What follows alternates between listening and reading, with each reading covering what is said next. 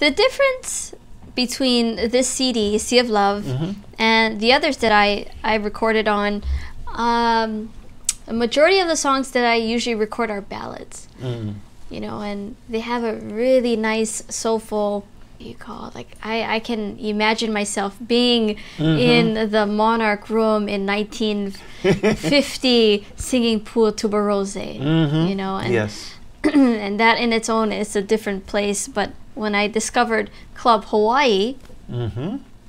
I can also put myself in, you know, someplace in Chinatown, like Le'Nala Haile performing these old, fun tunes.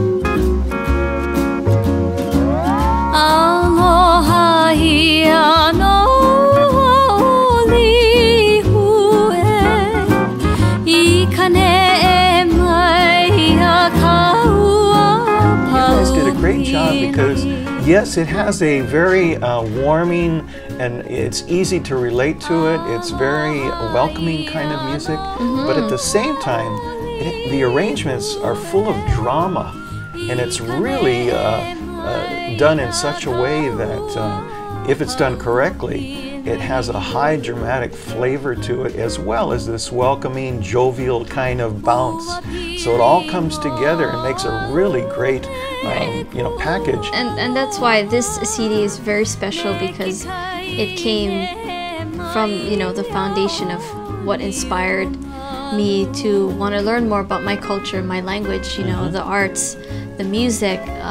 everything, even the writing, you know, the writing in that era in the 50s and 60s, you could actually see Waikiki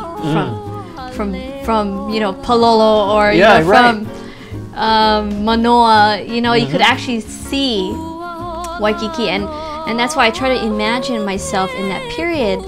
because when you sing something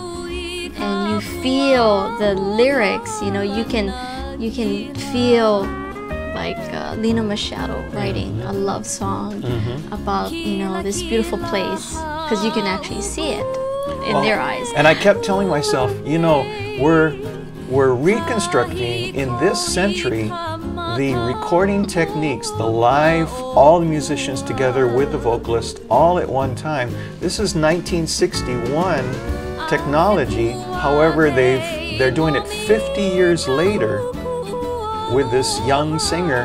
who wasn't even alive at the time, and most of the musicians weren't alive either. And here we are doing this incredible tribute